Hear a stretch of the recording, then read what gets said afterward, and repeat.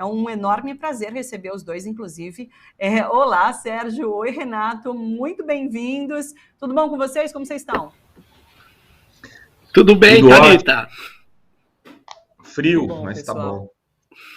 Aqui tá um calor, viu? Tá abafado, tá um solzinho aqui em São Bernardo. Ô, Renato, queria começar com você, fazendo até tirando uma dúvida, sabe? Você sabe que isso, é um guia para derrotar o fascismo, né? Algumas semanas atrás eu estava discutindo sobre falas de Bolsonaro, né? E ele falava uma coisa assim: não, eu não vou ser preso, eu não tô mandando mensagem para ninguém, mas eu não vou ser preso, né? Em relação a perder as eleições, a poder ser preso depois, né? E eu brincava que assim, ele tá mandando uma mensagem. Quando ele diz isso, ele tá mandando uma mensagem. Quando vocês escrevem esse livro, Como Derrotar o Fascismo, e publicam um livro como esse, é porque há chances do fascismo não ser derrotado, há chances do fascismo vencer mais uma vez nesse momento que a gente está vivendo, nessas eleições agora de outubro de 2022. Como que você vê esse momento? Por que lançar nesse momento um livro como esse? Então, Thalita, primeiro dizer que assim, há chances, sempre há chances de o fascismo vencer, né? Eles, em vários momentos históricos, da mesma forma como o fascismo foi derrotado, ele também sequestrou populações, sociedades, culturas, em nome de um projeto autoritário e despótico. Então, sim, ele tem chances. E eu acho que aqui no Brasil, né, o Bolsonaro, ele tá num processo de fascistização do país. Ainda tem alguns limites, ainda tem um movimento contrário forte da sociedade civil e das instituições. Mas, se ele se reeleger por mais 4 anos, ele pode implementar esse projeto de forma muito ampla. Ele pode consolidar esse projeto. Então, nós estamos no limite do tempo, né? O tempo social para derrotar de fato o fascismo. Eu acho que eu estou aqui com uma obra, se vocês quiserem, eu vou lá tentar pedir para eles pararem uns 15 minutos. Não está atrapalhando não, fica tranquilo, não está atrapalhando. Ô Sérgio, eu vejo que o livro ele tem um foco bem grande nessa questão da atuação nas redes sociais, né? As redes como um fator muito importante para a derrota do fascismo. E como o Renato coloca, inclusive, a gente está nesse momento em que existe uma possibilidade de derrotar Bolsonaro e esse projeto de poder implementado, né? As pesquisas eleitorais têm mostrado isso. Mas qual é a principal dificuldade que a esquerda, esse outro campo, enfrenta nas redes sociais? Como a gente pode melhorar isso? A esquerda, os progressistas, enfim. Qual é o principal problema? Então, Thalita, essa é a questão que a gente procurou, na verdade, responder no livro. Nós fizemos um guia para que as pessoas que querem derrotar o fascismo, assegurar a democracia, garantir a diversidade no nosso país, voltar a ter alegria de ser brasileiro no mundo que vivemos, a gente precisa se envolver nessa campanha. E aí nós fizemos um guia para combater o fascismo nas redes digitais, que é o principal articulador da campanha do Bolsonaro. Não é o único, mas é o principal. O Bolsonaro, ele conseguiu rearticular forças dispersas que apoiavam a ditadura, fundamentalistas religiosos, empresários que são avessos aos direitos trabalhistas, pessoas frustradas que odeiam as mulheres, misóginos, racistas. Ele juntou tudo isso num bloco onde ele é o líder. E ele atua incessantemente nas redes digitais. E o seguidor do Bolsonaro, ele segue o líder fascista. Ele clica, ele não quer saber se o Bolsonaro fala estupidez ou não. Os fatos não importam. E para enfrentar isso na rede, nós precisamos muita gente na rede, muita gente que pode estar fazendo uma campanha na rede de informação contra a mentira que ele lança, que pode estar fazendo uma campanha importante na rede de esclarecimento. E aí o nosso guia é isso, é para uma pessoa, para qualquer pessoa que queira atuar contra o fascismo. Tem algumas ideias, né? A terceira parte do livro é a maior parte do livro, é uma parte que dá sugestões da pessoa, junto com suas amigas e amigos, organizarem coletivos digitais para atuar nas redes e derrotar nas eleições. Mas você reparou que o título tem "e sempre", porque derrotar nas eleições é um pedacinho da história. Nós vamos ter que nos manter ativos contra esses caras que querem destruir a democracia. Então, dá para derrotar o fascismo nas eleições? Dá, mas precisa ficar claro, todo mundo que está nos ouvindo. O único jeito do Bolsonaro ganhar essa eleição, eu tenho falado isso insistentemente, é criar uma onda de desinformação, um caos informacional, para subir a rejeição do Lula a um nível semelhante da dele. Porque se tiver uma eleição agora, qualquer pesquisa, Thalita, não é só uma, duas, todas, a rejeição dele é superior a 51%. Ele perdeu a eleição. Então a estratégia dele é uma só, é criar o caos, a confusão. E para isso, cada uma e cada um que está nos ouvindo, é fundamental atuar nas redes. E o nosso guia cumpre tenta ajudar as pessoas a fazer isso. Essa atuação é no combate à desinformação, é ajudando a informar, fazendo o quê, Sérgio? Essa nossa ação, ela combina várias possibilidades, né? É combater a desinformação, é como organizar a campanha de um candidato, porque nós precisamos ter maioria de candidatos eleitos que sejam democráticos, que sejam a favor da justiça social lá no Congresso Nacional. Então, ele tem também como você pode utilizar o Twitter, o TikTok, fazer peças no YouTube. Ele dá uma série de ideias, tanto para você falar, olha, eu vou organizar uma estratégia de combate à desinformação com o meu grupo de amigos e amigas, ou eu vou fazer a campanha de um candidato antifascista. A gente não fala, faça a campanha desse candidato.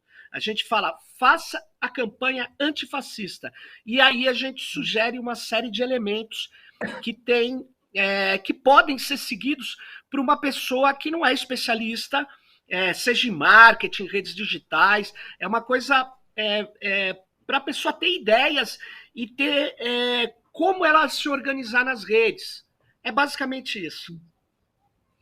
O Rovai, eu tenho visto algumas entrevistas suas, né, falando sobre o livro, e você tem falado sobre esse fascismo idiotizado, né, que acontece aqui no Brasil. Porque muita gente faz essa leitura de que, quando se fala em fascismo, você pensa numa estrutura de poder ali, com estratégia, com inteligência, e Bolsonaro seria burro demais para botar isso em prática, né? Então, eu queria saber como que você vê essa figura de Bolsonaro sendo esse grande líder de um movimento fascista aqui no Brasil, sabe?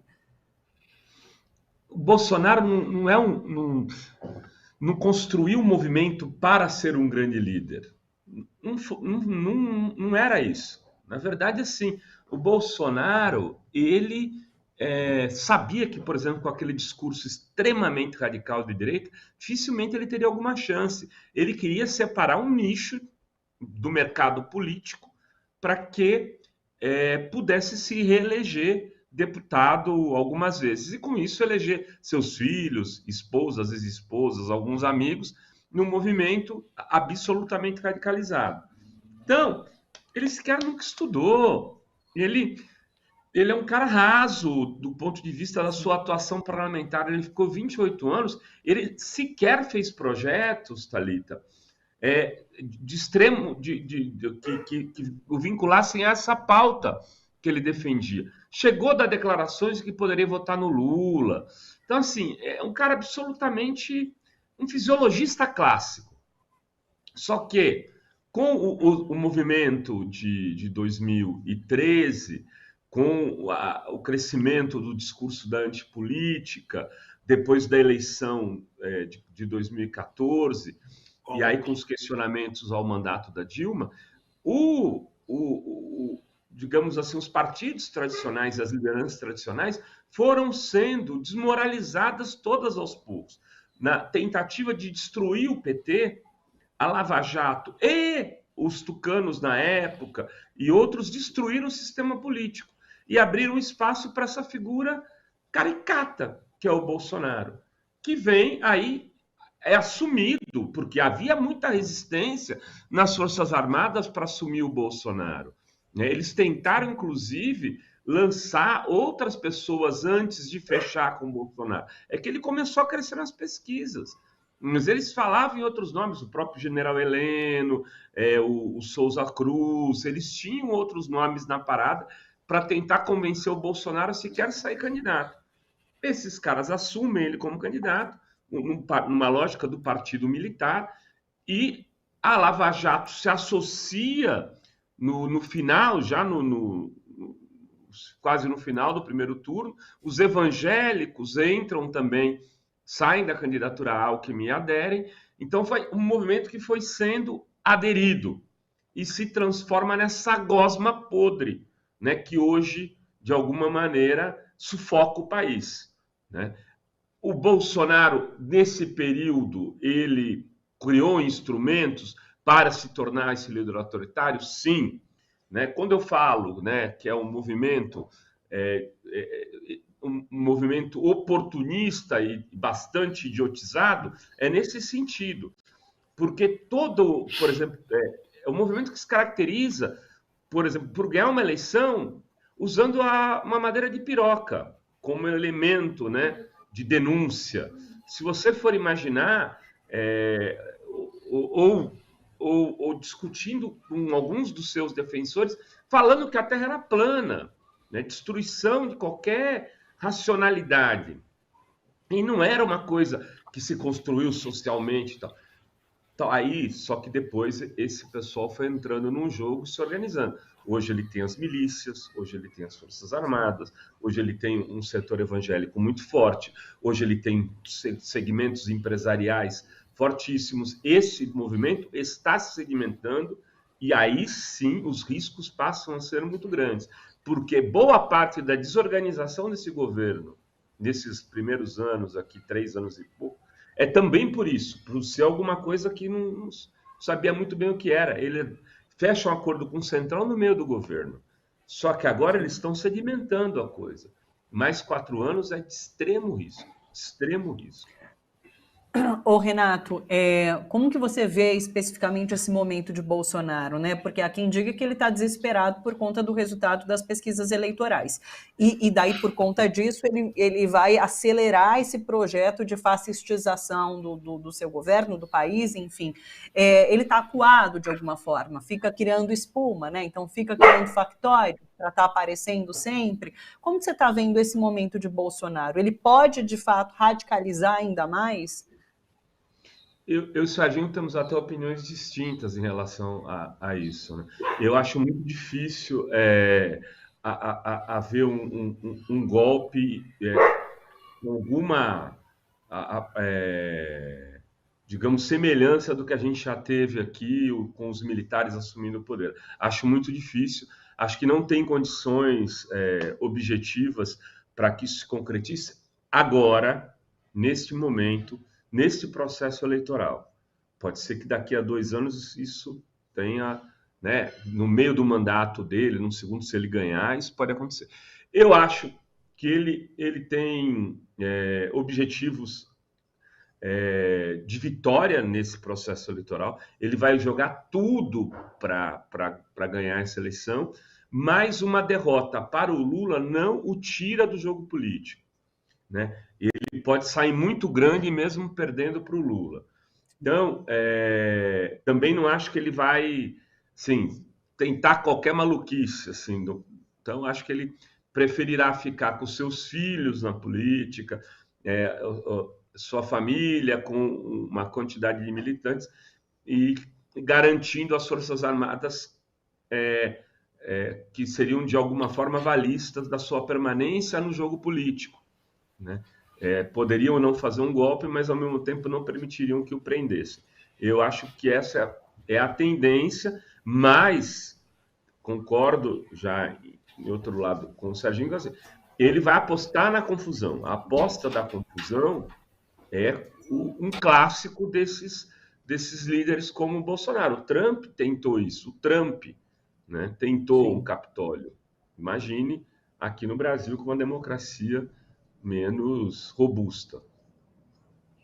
Ô, Sérgio, o Renato que cantou, você tem uma opinião contrária, então agora eu quero te ouvir sobre o mesmo assunto.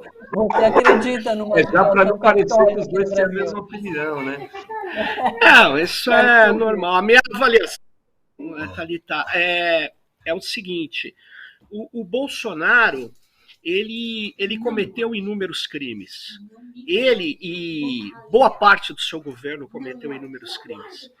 Eles podem tentar fazer esse acordo que o Renato rapidamente falou, podem, mas o melhor jeito deles fazer esse acordo é colocar as tropas de prontidão. E é o que eles estão fazendo.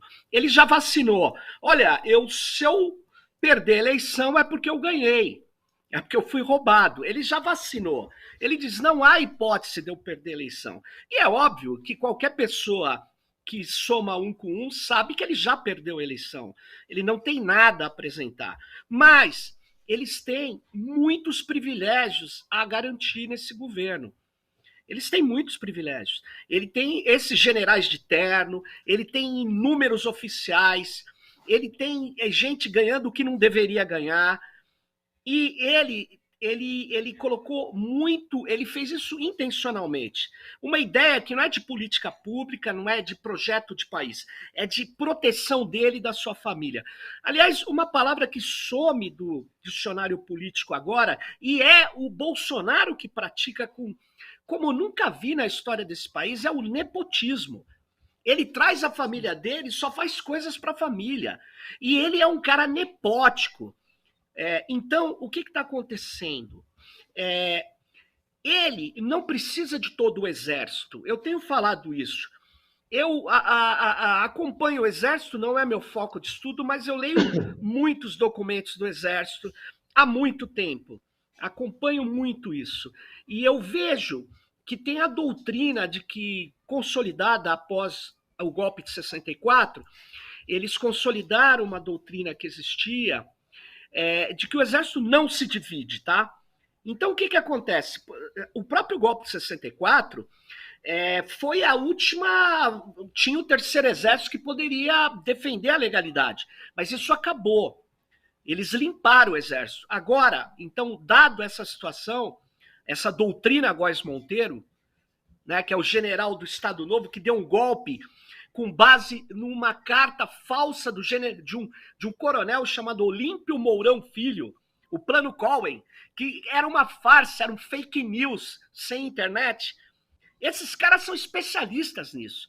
Então, eles são especialistas em criar confusão. Eu queria lembrar do Rio Centro. Eles iam pôr uma bomba, que eles também são incompetentes. Explodiu no colo do capitão e do sargento. Se não, o que seria da história do Brasil com 10 mil mortos ali? E aí eu digo, basta uma ou duas guarnições importantes que coloquem o tanque na calçada. E aí a confusão está armada. E o exército não vai ser que nem lá na Turquia, que o Erdogan pega uma outra parte do exército e enfrenta os golpistas. Não vai ser assim. Aqui, esses caras não querem fazer nada. Então, o Exército lançou o projeto da nação. Eu li o projeto que eles lançaram, uma parte do Exército, a fundação do Vilas Boas. Rapaz, se você... leiam isso, é assustador. Se esses caras aplicarem esse projeto de nação no Brasil... Cara, nós estamos perdidos. Eles querem tirar a autonomia universitária, eles falam em colocar dinheiro na ciência e tecnologia, mas eles nem sabem onde o apito toca, eles não falam. Aliás, aparece uma vez a palavra inteligência artificial, mas eles têm um capítulo de enaltecimento do ruralismo. Eles falam de destruir as ideologias radicais nas escolas, no ensino. Eles falam de cultivar um patriotismo, mas é para entregar a Amazônia, é para destruir o SUS, é para cobrar em universidade. Gente, esse projeto é o projeto que ataca, diz o maior inimigo, inclusive, é o globalismo. É um projeto do Olavo de Carvalho que odiava os militares, eu sei disso. Mas é um projeto olavista, é um projeto reacionário, um projeto que não tem base nenhuma, uma tragédia. Esses caras, eles fazem isso e querem isso. Então, tem muito jogo, pode acontecer antes, num convescote, pode acontecer antes numa armação, pode acontecer durante e pode acontecer que aí a música tá já cantada antes, né? O esquema Capitólio nos Estados Unidos. É dizer, olha, eu perdi a eleição, mas não perdi. E você acha que eles vão perder essa oportunidade de fazer isso? Esses caras não valem... eles não têm nenhum espírito democrático. Eles são fascistas. Por isso que a gente nomeia o bolsonarismo de fascismo. É isso. Como o Felipe Neto tem falado... Hoje, quem está com o Bolsonaro não tem desculpa, gente. Olha o que ele fez com o Brasil. O que ele vai apresentar? O que ele pode apresentar dizendo eu melhorei o meio ambiente, as condições de sustentabilidade, eu melhorei a educação, eu melhorei a saúde, eu investi em ciência e tecnologia. Ele não tem nada a apresentar, a não ser destruição, corte, dinheiro para banqueiro, dinheiro para ruralista, dinheiro para... Hoje o Exército tem a verba, as Forças Armadas têm a verba do MEC. É um negócio assustador. Hoje o INPE, ele traz o Elon Musk aqui, Thalita, só que o INPE, que fazia as análises da Amazônia, tem, olha só, tem um orçamento de 2,5 milhões de reais. Não é que ele teve um corte, ele tem um orçamento assim... Quer dizer, é uma piada que esse cara fez. É uma piada, ele não tem nada que apresentar. Então, nós temos que ficar muito espertos, porque tem gente aí que não faz análise de conjuntura internacional, mas que quer manter os seus privilégios. Então, nós temos que ficar muito, muito espertos, muito, muito organizados. É isso. Deixa eu trazer uma informação antes de fazer uma última perguntinha para o Rovai, que é o seguinte, pessoal, subiu para 21 o número de mortos ali na Penha, né, no Rio de Janeiro, por conta daquela ação que envolveu as polícias, a Polícia Federal, Militar e a Polícia Rodoviária Federal também. Inclusive, o Ministério Público Federal está fazendo um questionamento sobre o número de agentes que participaram dessa operação, a qualificação desses agentes, um relatório final para entender do que se tratou essa operação. E, inclusive, 21 entidades já soltaram um documento pedindo cessar-fogo ali naquela região, porque os tiroteios continuam e é isso, subiu para 21 o número de mortos ali na Penha, no Rio de Janeiro. Morro da Penha, né, o nome do local. Rovai, para finalizar, eu queria que você desse uma palavrinha sobre o papel do jornalismo independente nesse combate ao fascismo, sabe? Porque às vezes a gente até faz uma autocrítica, quero ouvir de você aí com a revista Fórum também, em relação a reverberar demais a voz de Bolsonaro, reverberar as baboseiras que ele fala, sabe? E qual é o papel? É realmente continuar fazendo essa crítica contundente, assim, sempre constante de tudo que Bolsonaro fala? Ou puxar para uma discussão mais construtiva de como superar esse momento?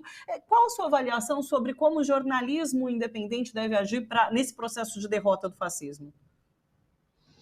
Eu acho engraçado, Thalita, porque assim, há uma certa...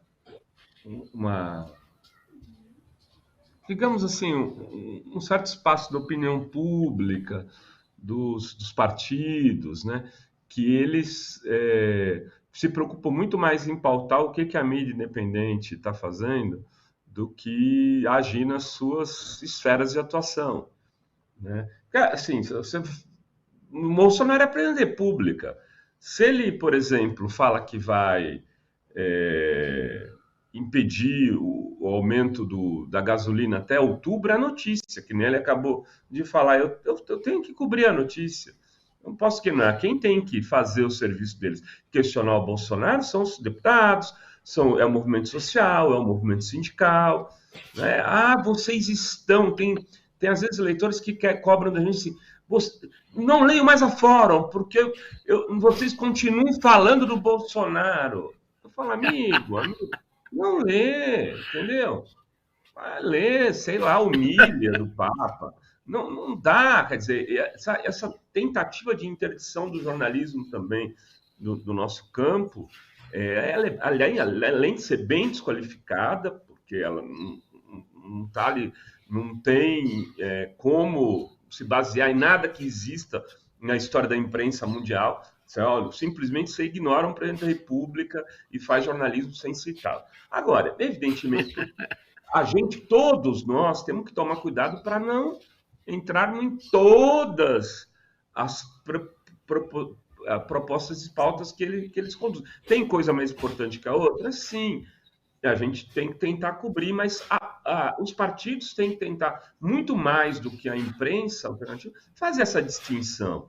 Quando um deputado vai lá, responde, ele está fazendo muito mais que a gente, sabe? Às vezes a gente noticia, inclusive, o que esses mesmos deputados que vão lá depois reclamar no Twitter estão fazendo contra o Bolsonaro. Então, eu ouço, enfim, às vezes tenho paciência, tem vezes que não respondo, mas fico pensando assim, porra, velho, se esse pessoal fizesse cada um na sua entidade de classe, no seu mandato, sabe, na sua igreja, o seu trabalho direitinho, deixa o jornalista cuidar um pouco deles, né? Tá bom. Perfeito. Pessoal, foi um prazer ouvi-los aqui, viu? Conversei sobre esse guia manifesto que está sendo lançado, Como Derrotar o Fascismo em Eleições e Sempre, lançado pelas editoras Veneta e Edra, inclusive é só entrar no site das duas editoras, Veneta, eu já entrei ali, dá para achar facilmente o livro, tá bom? E é escrito pelo Renato Rovai, diretor da Fórum, da revista Fórum, e o Sérgio Amadeu, sociólogo, professor da UFABC. Muito obrigada, pessoal. Muito obrigada, Sérgio. Muito obrigada, Renato. Bom trabalho para vocês por aí. Até uma próxima. Valeu, Thalita. Até. Beijo. Valeu. Obrigada. Tchau. Beijo para os dois. Até. Tchau.